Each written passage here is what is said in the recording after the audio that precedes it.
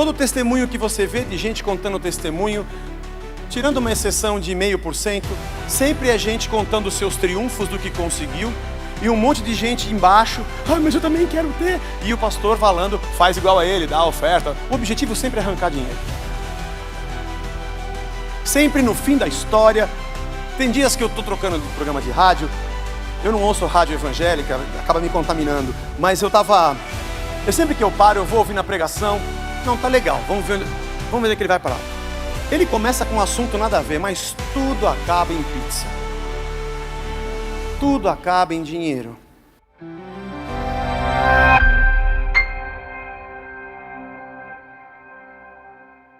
É o segundo estudo no livro de Gálatas. Você que veio a semana passada, já pegou a abertura, já conheceu um pouco da história desse povo da Galácia e o cenário, o porquê e qual o intuito de Paulo a escrever a esses irmãos que estavam se desviando do Evangelho para um outro Evangelho, que na verdade Paulo diz, não existe outro Evangelho. Outro Evangelho é o não Evangelho, só tem um, não tem outro. É um desvio da centralidade de Cristo, da vida com Deus. Vamos ler o verso 10 ao verso 24 do capítulo 1. Preste bastante atenção no que Paulo está falando nesse texto. Do versículo 10 do primeiro capítulo até o final do segundo capítulo, até o verso 21 do capítulo 2, é um trecho onde Paulo conta a sua história. Nós costumamos dizer que este é o trecho autobiográfico da carta. Ele faz uma pequena saudação, vimos semana passada. Ele começa a dizer o porquê da carta, o desvio do verdadeiro evangelho. E antes que alguém lá na Galácia pudesse dizer, não, mas eu sou religioso, eu tenho minhas qualidades. Você está aí falando que a gente abandonou o evangelho, mas a gente tem a nossa tradição. Antes que alguém fizesse essa tentativa de explicação, Paulo começa a falar sobre ele mesmo, sobre o seu zelo, a sua vida religiosa antes de Cristo, como quem diz assim, deixa eu contar a minha história, de como eu era zeloso e de como isso não adiantou nada.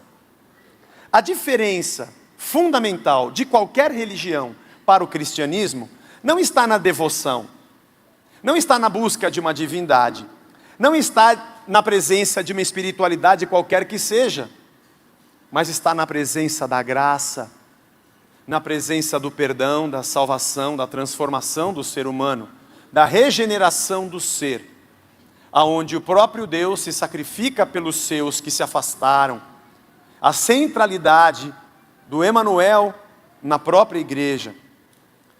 E Paulo diz assim, porventura procuro eu agora o favor dos homens ou de Deus?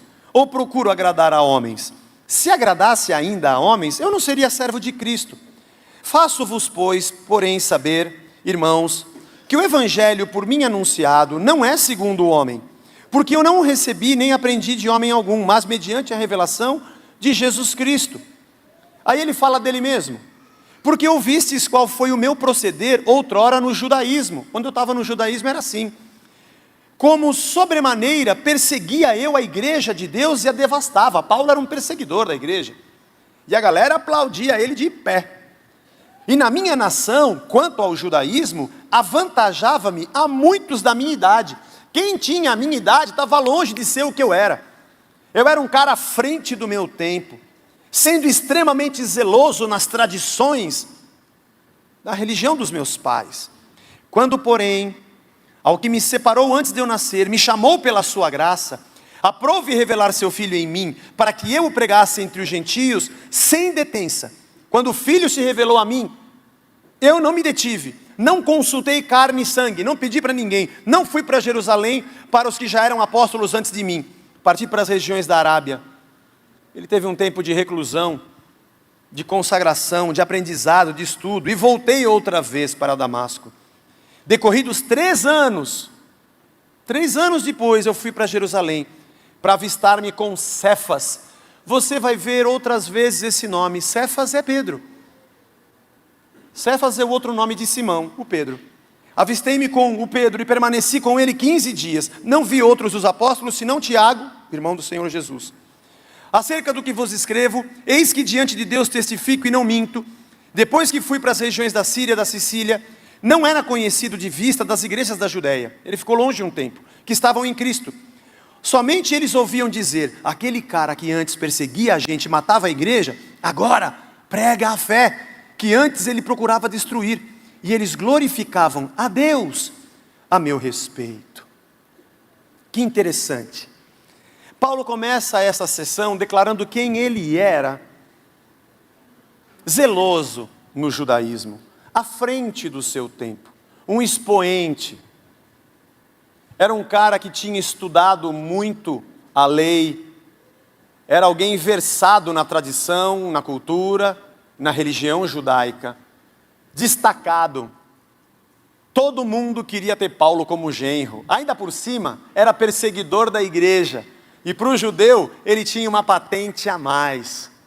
E tem algo que ele não cita, o cara ainda era cidadão romano, ele tinha green card, ele podia entrar e sair como ele quisesse, ele era respeitado na sua nação, respeitado fora dela, culto, falava vários idiomas, ele diz isso em 1 Coríntios 14, quando ele fala sobre os dons, 12 a 14, ele tinha o conhecimento da época, científico, filosófico e da lei judaica, era alguém que estava acima da média no seu conteúdo, dentro daquela cultura judaico-romana, ou melhor, greco-romana, e propriamente dentro da comunidade judaica.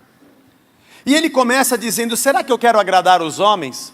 Será que eu estou pensando em agradar alguém ou eu quero agradar a Deus? Ele poderia pegar esse vasto currículo e trazer para a gente, dizer, ó gente, me converti, mas olha quem eu sou. E exigir talvez alguma coisa da comunidade cristã, ou até mesmo de Deus, sendo reconhecido por quem estava fora da igreja, e agora devendo ser conhecido pelas pessoas que estariam também do lado de dentro. Abriria a pasta, tiraria o seu currículo, mostraria todas as suas experiências, tudo que viveu. Você pode ter tido muito boas experiências na sua vida, inclusive com Deus.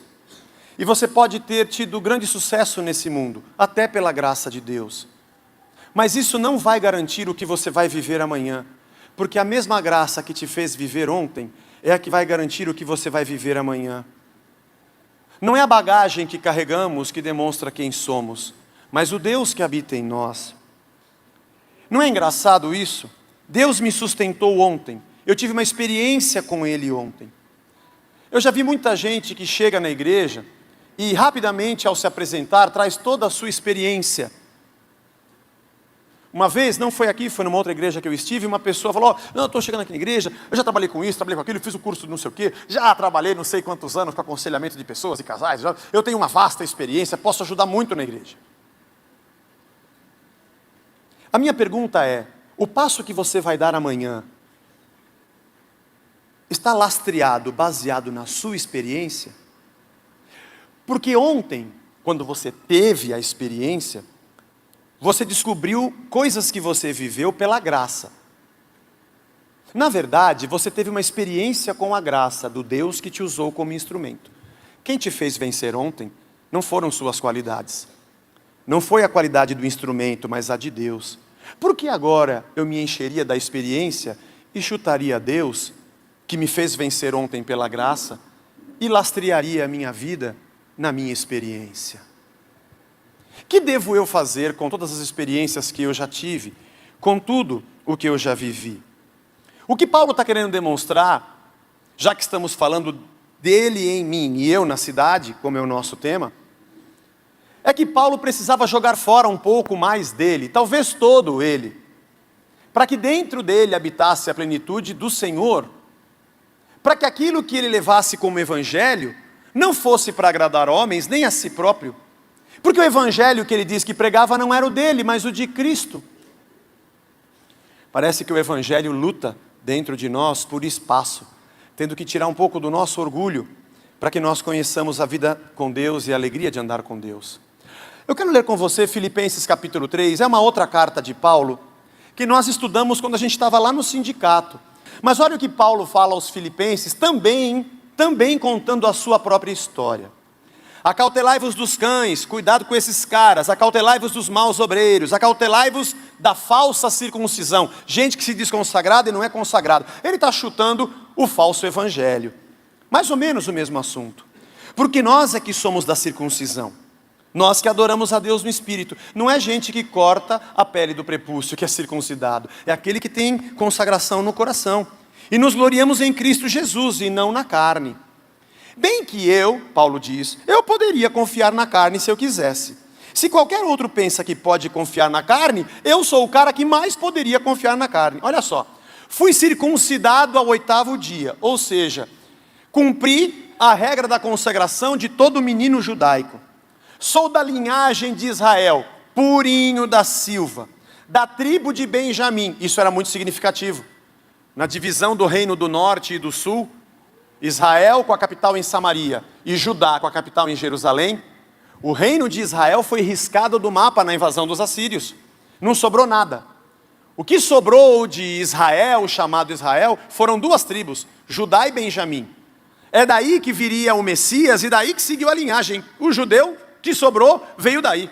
E ele falou, eu não sou só judeu, eu não sou só hebreu, eu sou de Benjamim, eu sou do remanescente, aquele que ficou. Eu sou da gema. Hebreu de hebreus, meus pais eram hebreus e eu também sou, eu tenho linhagem. Além, é claro, de ser um cidadão romano, como nós citamos aqui. Quanto à lei, fariseu. Ele foi formado aos pés de Gamaliel, diz o livro de Atos, que era um dos grandes mestres da lei judaica e que formava discípulos. Ele estudou com os principais nomes. E o fariseu era um doutor da lei, um cara que conhecia tudo o que o Antigo Testamento dizia sobre o comportamento e sobre as práticas da tradição judaica. Quanto ao zelo, muito mais, eu era perseguidor da igreja.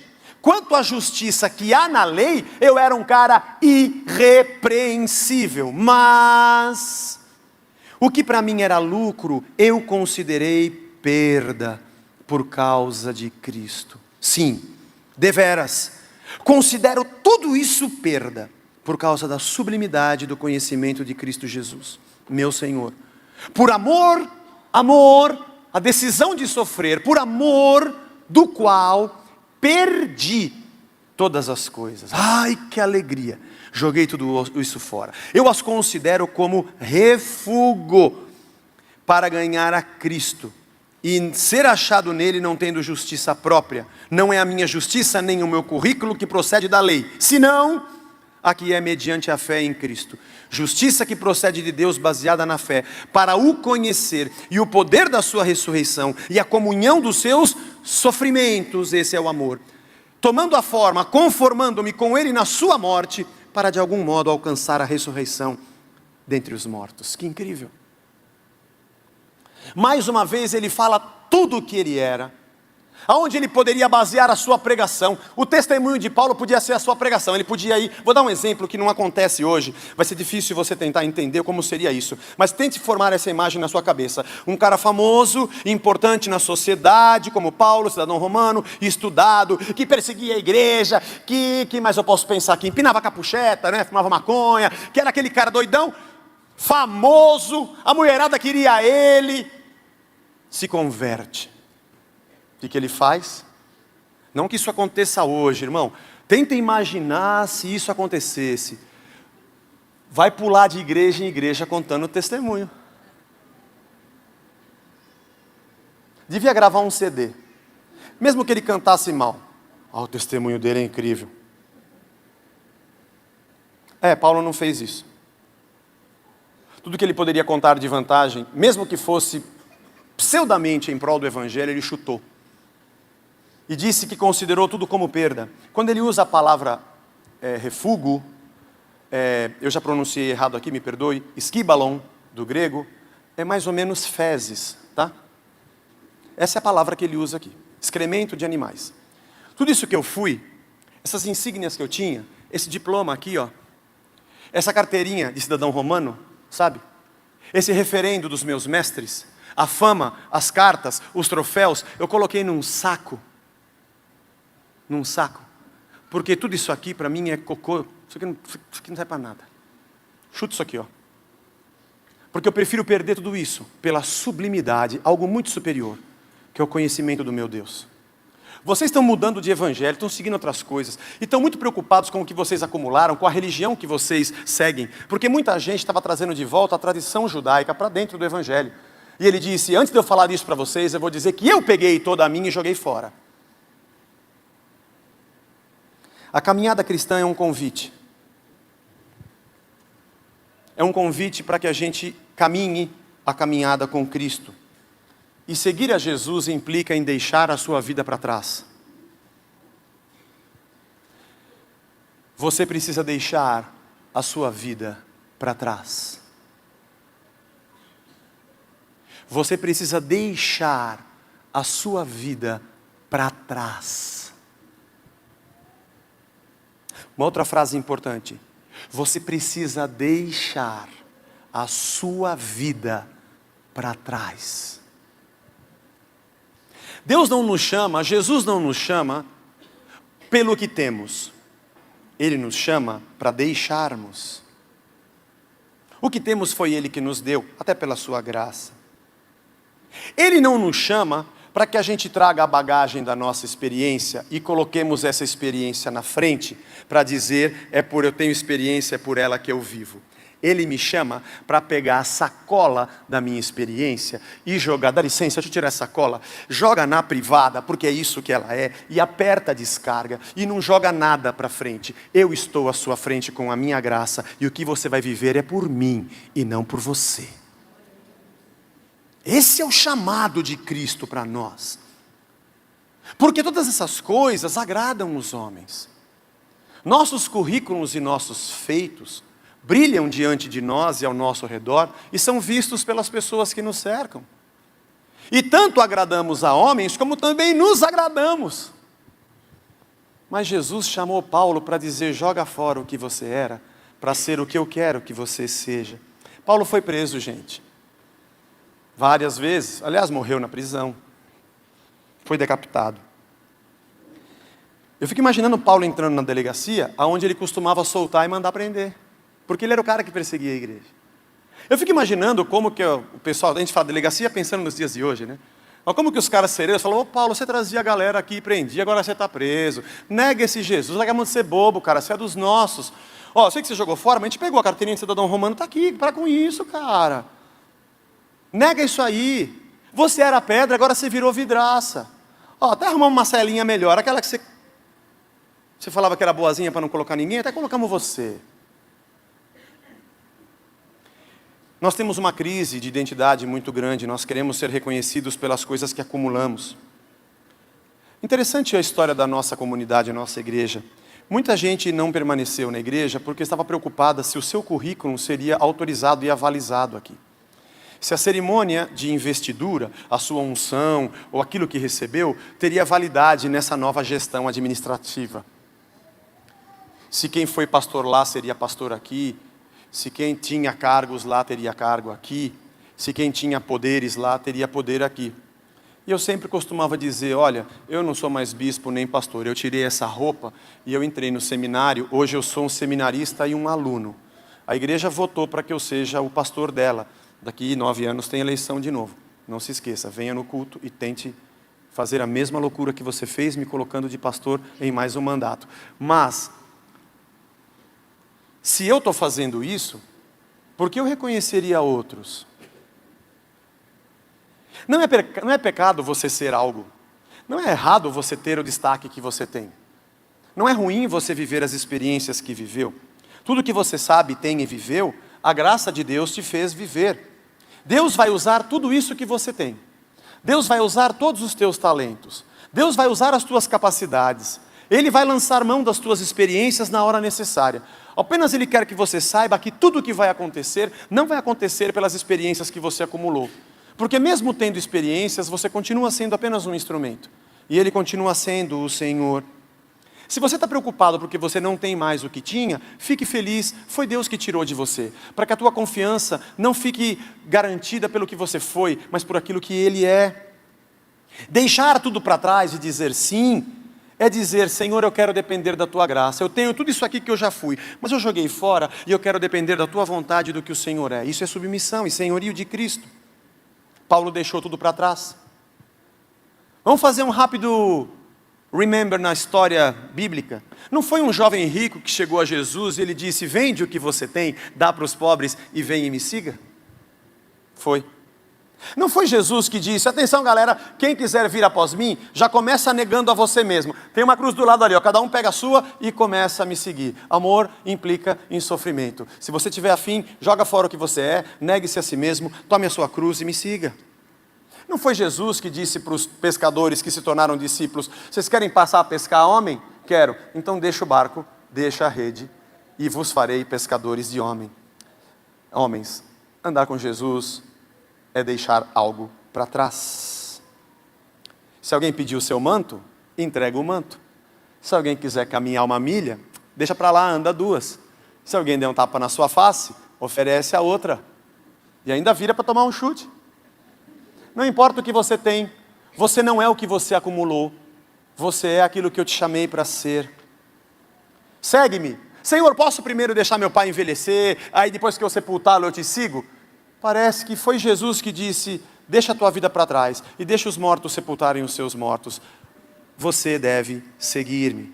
Se a gente voltar lá para o começo, não foi o Abraão que deixou a sua parentela, a sua terra, a casa dos seus pais, para ir para uma cidade que nem ele sabia, saiu na calçada: bom, Senhor, deixei tudo, agora vou para lá. Imagina Sara.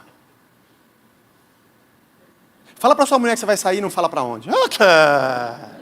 Mas quer. Com as crianças, com a roupa, com a mala. Ela queria ver o ticket da passagem, a reserva no hotel. Se ela já não tivesse entrado na internet e procurado várias. E saiu brigando com ele, dizendo: você, eu vou para onde? Não tem... Não, brincadeira, não aconteceu isso. Sara é uma mulher também submissa. É só brincadeira, para a gente desanuviar um pouco. Não que isso aconteça. Mas foi louco demais. O cara largar tudo sem saber para onde ia. Mas o Isaac também, o filho dele também fez isso. Teve fome e seca na terra, ele teve que ir atrás do Abimeleque e deixou o resto tudo para trás. E Jacó, ainda que forçadamente, por ter trocado a primogenitura com o irmão, para não perder a cabeça, ele teve que largar tudo e ir para a terra do Labão. O futuro e a salvação adiante dependiam em deixar as coisas para trás, ficarem para trás. E o José que foi para o Egito? Ainda que forçadamente, deixou pai, mãe e irmãos e foi vendido como escravo.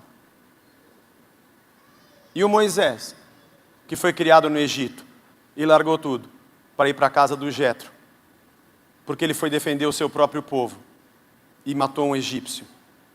Ele não seria condenado, ele era como um filho do rei, mas ele preferiu deixar tudo para trás. E quando ele voltou para enfrentar Faraó, ele não usou a bagagem de filho de Faraó, mas como um servo de Deus, porque filho de Faraó ele já tinha deixado para trás. Davi teve que deixar a sua casa, a sua esposa Mical, com os seus filhos, que era filha de Saul, porque Saul queria matá-lo. Ele viveu errante pelo deserto de Zif e fugia de Saul que queria matá-lo. Quando foi para Ziclag ainda, viu a cidade queimada, porque tudo que ele acumulou e era, ficou para trás. A ponto dele voltar para a caverna de Adulão e tentar achar lugar lá. E Deus fala para ele: sai daí e vai para frente que eu tenho futuro para você. Você já não tem mais nada, mas você tem a mim. Mas o que dizer de todos esses caras que só existem porque o nosso Deus foi o primeiro que deixou a sua glória e deixou tudo para trás para se tornar um homem como eu e você. Gente, acorda. Evangelho é deixar para trás a velha vida. Você precisa deixar a sua vida para trás. Aqui na comunidade, não vai valer se você era gerente da maior multinacional. Na classe das crianças, não vai ser o seu currículo de ter sido diretor da maior escola de São Paulo. O que vai valer nas nossas classes de ensino não é o fato de você ser PhD em qualquer assunto que você possa ser. O fato de você estar aqui no teatro não vai levar em conta de você ter sido o maior astro do Brasil e o galã da novela das 9 da Globo. Ainda que você tenha tido todas essas experiências, aqui nós é tudo igual. Ninguém faz o evangelho ser o seu evangelho, mas nos esvaziamos porque importa que eu diminua e ele cresça. Evangelho é deixar para trás.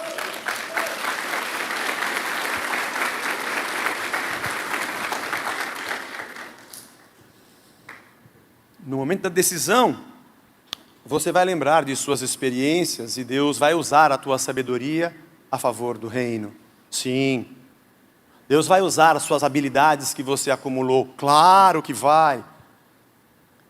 Teu diploma não foi em vão e o teu conhecimento não vai ser jogado fora. O que você jogou fora foi o teu orgulho de depender do que você é.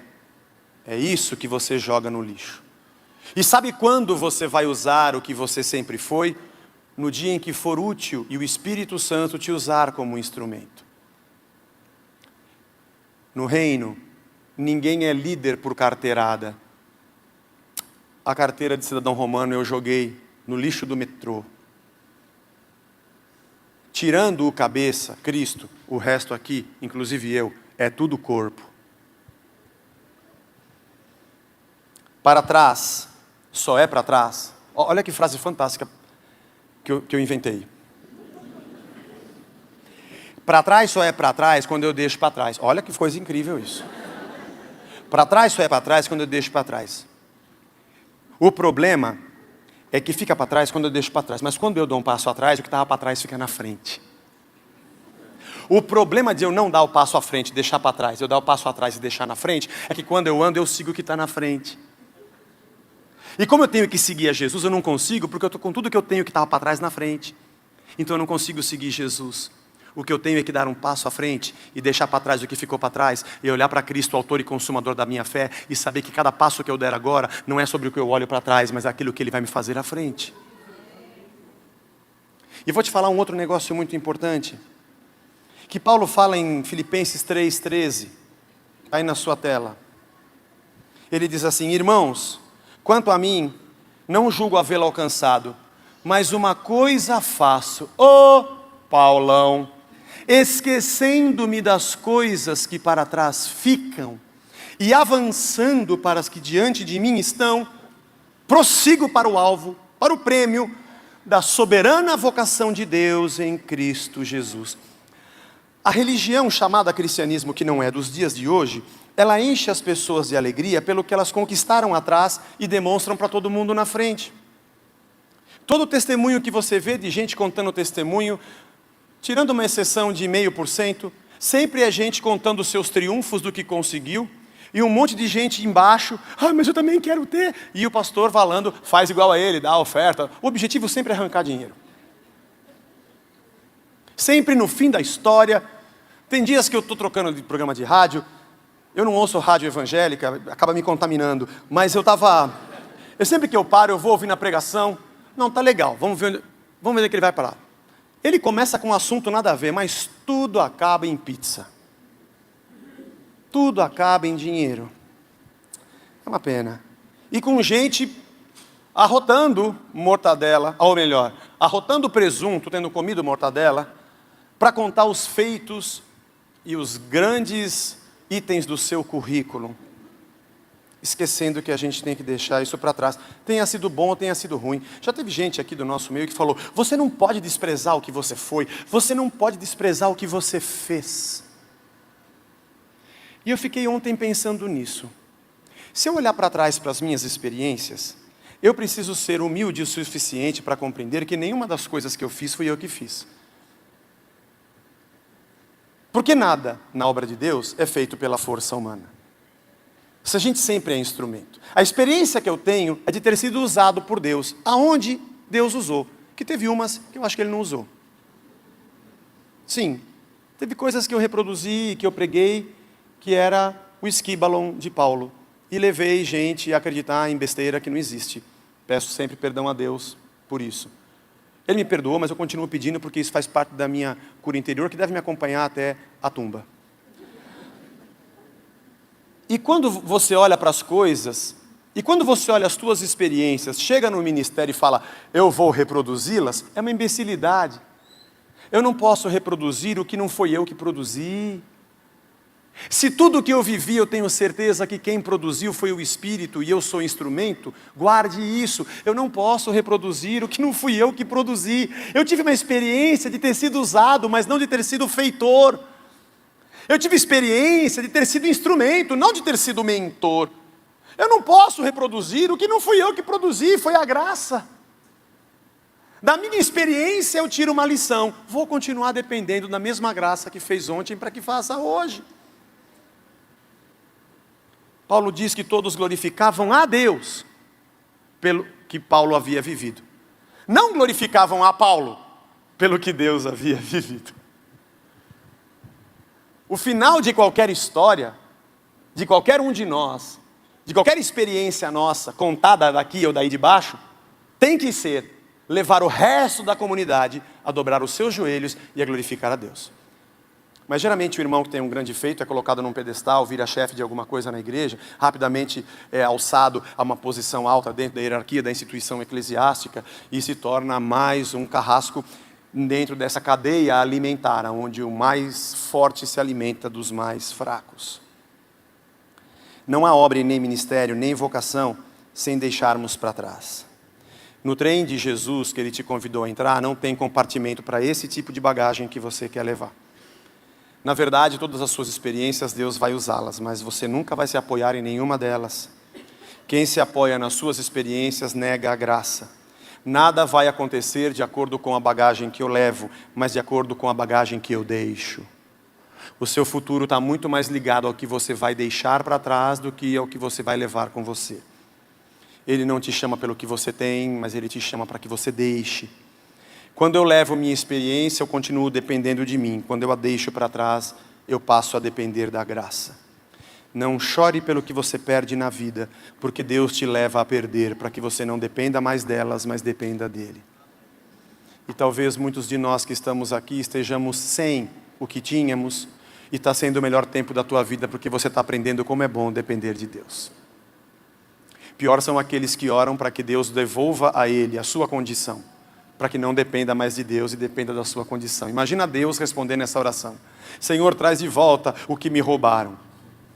Restitui e traze de volta o que é meu.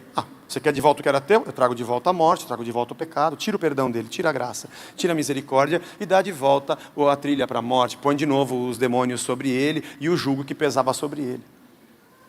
Você quer restituir o que você era? Você estava morto no teu delito e pecado. Nunca mais você deveria olhar para trás e dizer: Deus, traz de volta o que eu perdi. Porque o que você perdeu era lixo. O que você tem hoje é a graça de um Deus que te serve. É que você não confia em Deus e confia no lixo que você tinha. Por isso você pede a Deus que te devolva o lixo, ainda dá testemunho do que você recebeu, sendo que você agora é alguém que não depende mais de Deus. A gente devia cair de joelho, levantar a mão e falar: obrigado, Senhor, porque o Senhor tirou tudo que antes era o meu Deus e agora eu dependo só do Senhor. Evangelho implica em deixar algo para trás.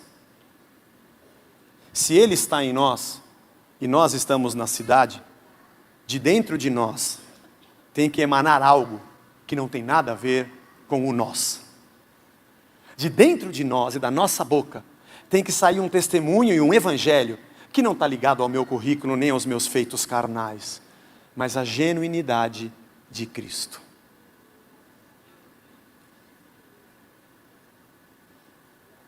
Não me preocupo se o que eu vou falar é para todos, talvez não seja. Mas está na hora de você quebrar essa sua dura cerviz. Está na hora de você jogar fora esse orgulhozinho que você tem. Está na hora de você parar de ficar esperando que o pastor da igreja ou alguém reconheça o seu valor. Você está muito carente de um reconhecimento humano. Está na hora de você parar de se sentir injustiçado por todo o currículo de realizações que você tem, não ser reconhecido por isso dentro desta comunidade. Está na hora de você se juntar a Paulo e dizer, como a gente vai ler mais adiante, que você já está crucificado com Cristo e que tudo que você tinha não tem valor. Está na hora de você limpar as lentes dos seus óculos e enxergar através das lentes do Evangelho, de que de verdade, tudo que você tem nesse mundo, fica nesse mundo. Só tem valor nesse mundo. E talvez de você perceber que você tem muito valor, não pelas coisas que você acumula, mas pela graça de Deus que está em você. Não tente valorar a si próprio diante de todos com o que você fez. Mas entenda que todos nós temos o mesmo valor como pecadores diante da graça que alcançou a todos. A maior alegria não é ser reconhecido pelo que você fez, mas é não achar em você nenhuma justificação pelas obras da carne, mas ter a alegria de ter Cristo como tudo dentro de você.